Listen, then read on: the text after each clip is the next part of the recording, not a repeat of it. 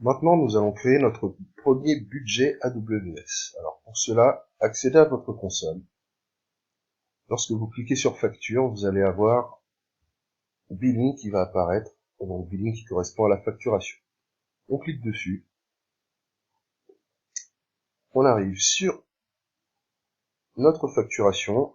On voit ici en haut les dépenses du mois, 0, ce qui est très bien.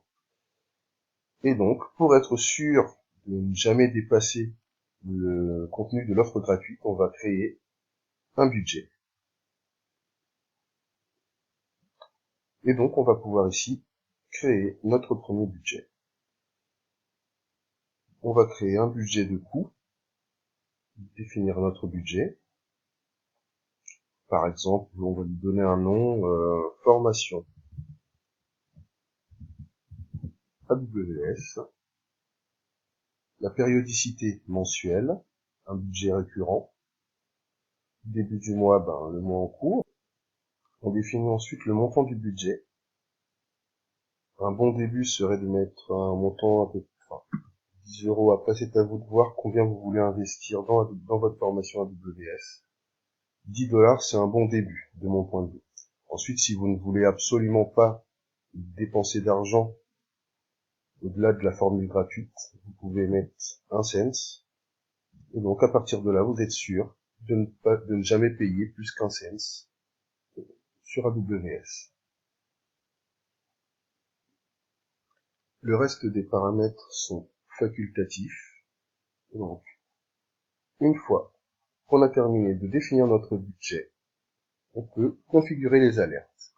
Du coup, on retrouve notre alerte, on peut définir le mode d'envoi de notre alerte en fonction du coût réel ou d'un coût prévisionnel. Donc, nous, on est sur du coût réel, et donc, pour être sûr de ne jamais dépenser plus que 10 cents, on va mettre 100% du montant prévu. Il ne nous reste plus qu'à définir la personne à contacter en cas de dépassement. Christian@exemple.com, ça me paraît bien. Et donc, on confirme notre budget. Un récapitulatif, donc voilà notre budget. C'est un budget mensuel. Et le montant prévu à ne jamais dépasser est de 10 cents. Et le contact, on a une alerte ici avec un contact qui est Christian. Donc, une fois que tout cela est validé, on crée notre budget. Voilà. Donc, si jamais je dépasse 10 cents, je suis sûr de recevoir un email.